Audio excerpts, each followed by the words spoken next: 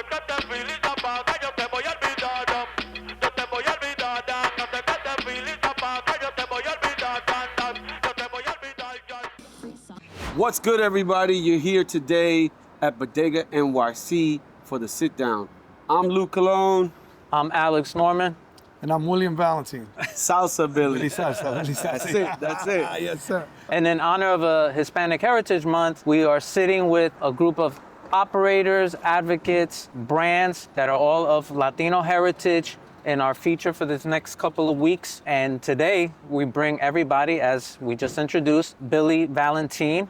He is the owner of the Farm to Hand micro license located in the southeast corner of the Bronx. And we're very proud carriers of his product. It's called the FYRE brand. We have the FYRE stick and we have the FYRE 3.5 jars. And this month we're dropping the 5-packs. So we have the FYRE stick with the 5-packs. Now let me ask you something, because for us as former legacy operators, we were ready when legalization came around to jump into the mix of legal cannabis. We all qualified because of our background as social equity applicants, and me as a former person having been charged with a cannabis arrest.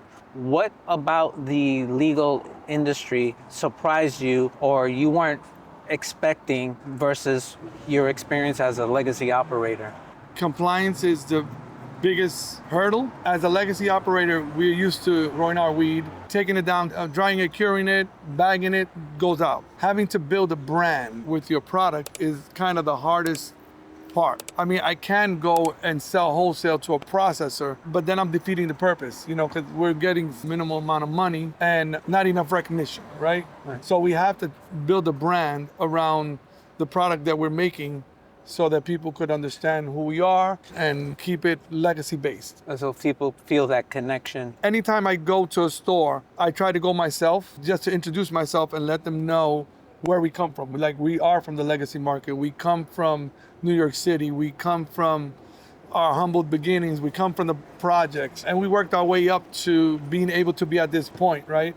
And most of our bud tenders identify with us, right? So as long as you get that identity and they identify with you, they really start to push your product because they understand that we come from the same place. And how did you get into cannabis? Well, that's a long story. Right. And that's what the sit down's for, the long story. So we're ready for you. So there's a few different angles to that. Actually, a friend of mine asked me to build a spot for him, some HVAC for a spot for him. And I didn't know it was for a cannabis place. Right. A couple of weeks later, I was asked to tear it down. And when I realized what it was, I'm like, yeah, dude, why didn't you just tell me it was for a cannabis spot, right?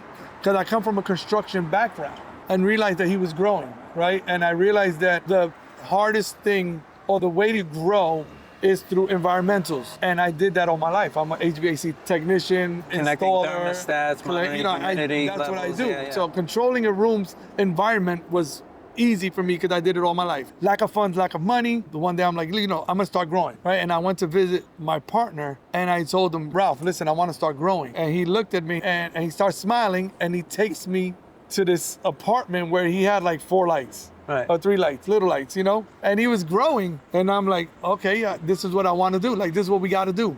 But we need to do it in a bigger scale. 3 weeks later, we were looking for a location to build a room. I mean, that jump from a 3 to 4 light setup to a major room is a big jump. Because I remember when I first started with 1 light setup, then we expanded to 4 light setup, and then I met a partner or somebody that had a delivery service as well, and was like, we got to do this big.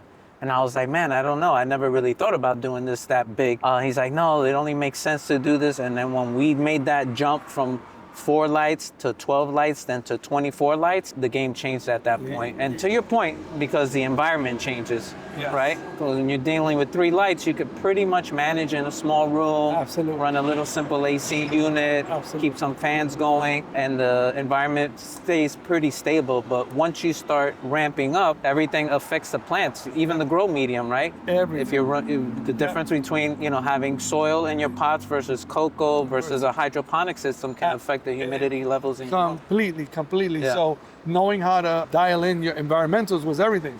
And I knew how to do that, with my eyes closed. So growing, when we did that jump, it wasn't hard because it was just mathematics. It was understanding the size, understanding how much humidity is in the room, how much do I have to take out, how much water am I recycling. I mean, all these numbers came easy to me. So our first room was amazing. And what strain do you remember what you grew? Yes. So we grew Super Silver Haze, Sour Diesel, and Northern Lights. And that was 25 years ago, 24 years ago. Wow. That was before you and I met. That was way before you. Yeah. I remember we got the seeds because Ralphie went over to Canada to get them. Yep, I did that trip one time. Yeah. Yep. So he went over to Canada to get them, and he brought them over. He said, we got the seeds. We're like, all right, cool. Yeah. So we ran those 3 strains for maybe 2 years. Yeah. Easy, you know? And the sour we kept kind of forever, and we got rid of the Northern Lights because people stopped wanting to pay. So we got rid of her, we killed her, and we kept the Super Silver Haze, and we kept the Sour Diesel, and then we introduced the Mango Piña. It was understanding what the market was, Right. and what they wanted, so that we never sat on anything. Right. Now, do you see similarities back then in terms of what the market wanted versus consumer behavior now? Do you think it's worth it to just bank your harvest on just one good strain or 2 good strains that you grow well? Or do you feel like you have to, as a brand, change the strains around? Do you feel like you have to, like from harvest to harvest, offer different strains to your customers? So what we do at Farm to Hand, we do one room legacy, and then we do the other room candy, right? So one room will come out and we'll have the Purple Haze and the Sour Diesel. So we keep those 2 on deck, right? Then we switch over to the candies, so what the young people want. So we got garlic icing. Garlic icing is from this young grower who actually works with us. He's called La Grasa. So we call him La Grasa Farms. Our next one was a lemon cherry gelato, which is a classic cut. That one comes from Sharky. It's a shark bite cuts. Got it. Right? También Latino. You know, Sharky is a Dominican. Grasa is a young kid, Dominican. And then the Pop Scotty came from Gage Cannabis Company. Okay. Those are 3 flavors that are dropping right now that are very fruitful, very stinky, you know. So we try to go back and forth, but we noticed that the people that are coming into the stores, they're not the younger crowd that's looking for these names. They're just not. The people who are going into these stores are older, 30 plus, 40 plus, 50 plus.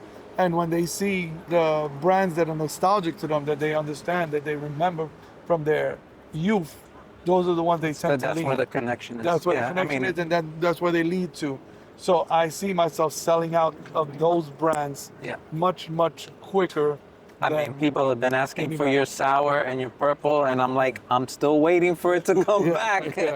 I have store owners saying, I need you to leave this for me, because this is the only thing I smoke. Right. They're like, this is the only thing I buy in my store. Yeah. So you gotta have some for me. It holds me off to your next drop. So Billy wears many hats, obviously a grower, a builder, so you know that core function of the business, but now you're on the brand side and developing Fire Stick as a brand. So how's that been going? How'd you come up with the name FYRE? And then what has been the challenges and what's been the pros and cons of that side of the business? So the challenge is having to create this brand. Everybody wants fire. Like they're looking, when they go into the store, yo, what you got? What's fire? You know, so it was one of those things like, oh, fire, right? And then we added the stick, and we're like, if we add the fire and the stick together, it'll play off of a lot of people. And I'm not gonna say the company, but they're already familiar with the name. Yep. I've been into stores and I've been like, yo, I got the Fire Stick. They're like, oh, we've been waiting for that brand. Like, we've been waiting. And in my mind, I'm like, yeah, we just launched it. Nobody knew, right? Yeah. But in their mind, they already knew the brand. As far as the marketing and the packaging, I left that to my son. You know, we want to micromanage everything because we're older. You know, I'm an older guy. We got to know that the younger kids also have an eye and a niche for what the young people want, right? What they're attracted to, what they're attracted to. My son, I kind of gave him rein on that. If he was here, he would tell you I did it. You know, because I fought him tooth and nail, and he'll actually tell you, no, Dad, this is not my design, it's your design. Yeah. You know, I just fell into what you wanted.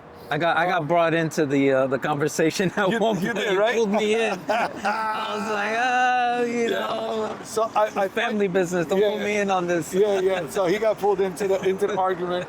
But at the end of the day, we worked together, and now he's the brilliant kid. That's awesome.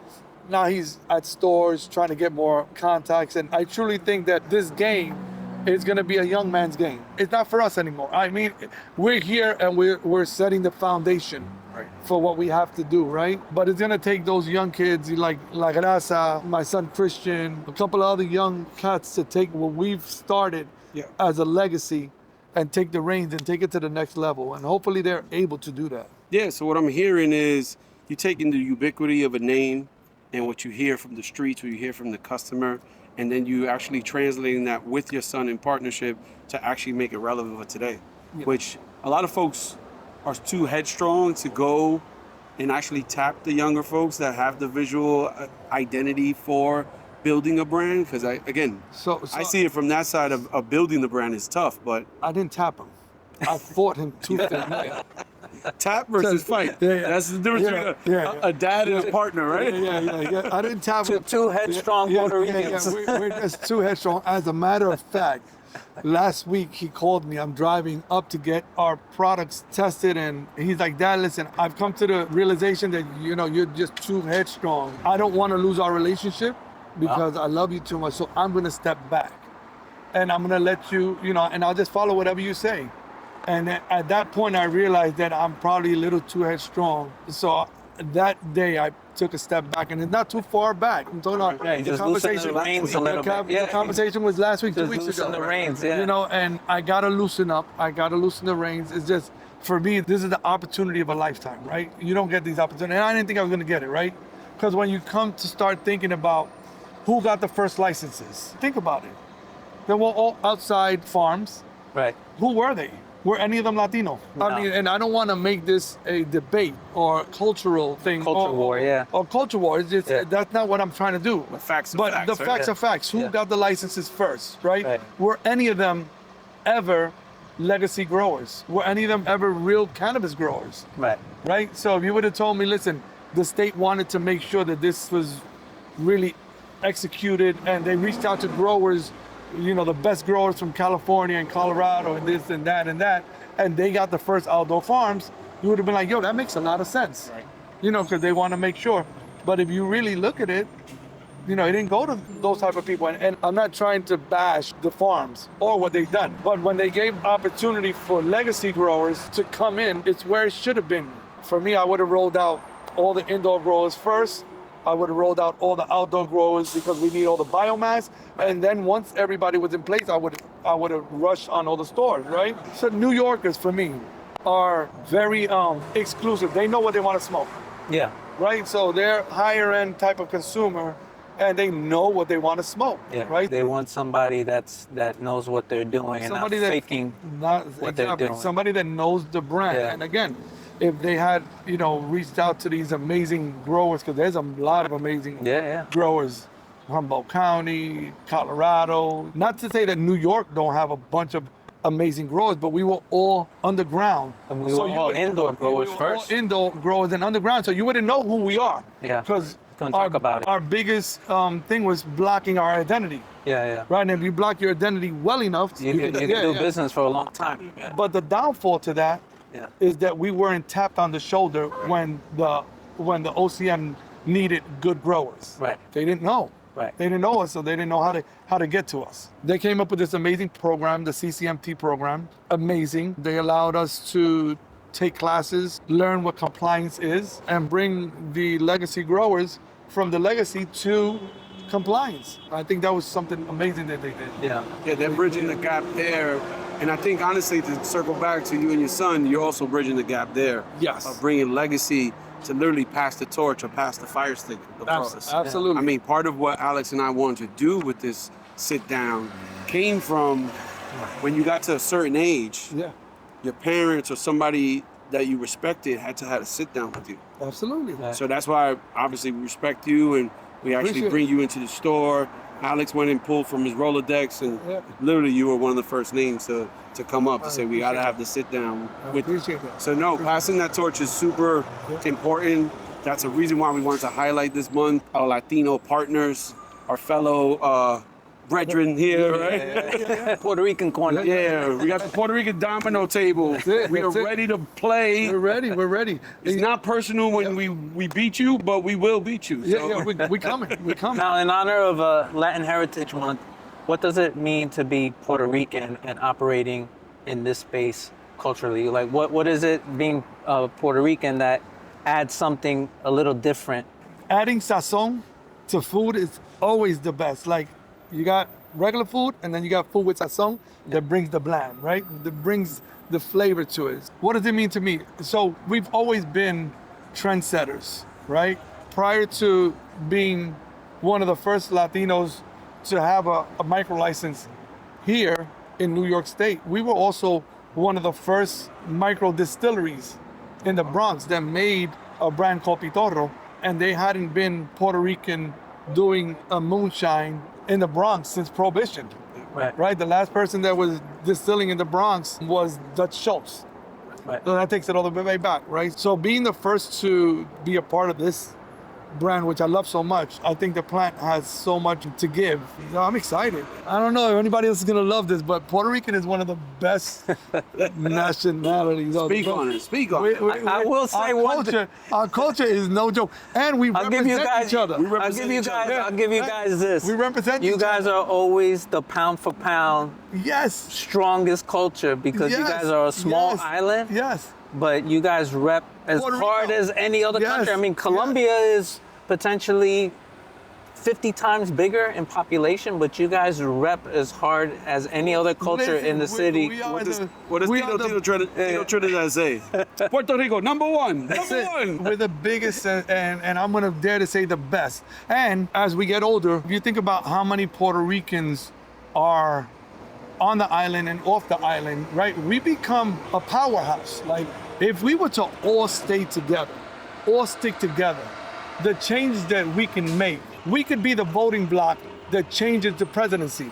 Right. Every time an election comes up, like, we can be that political powerhouse, right? Because we have so much on and so much off the island, right? So as a Puerto Rican, I'm proud to be a Puerto Rican. My wife is always telling me, wow, you guys are so proud. She's an honorary Puerto Rican. That's it. She, like, we're moving there. But your wife is Dominican, right? She's Dominican, yes. My wife is Puerto Rican. Yeah. So you're moving there.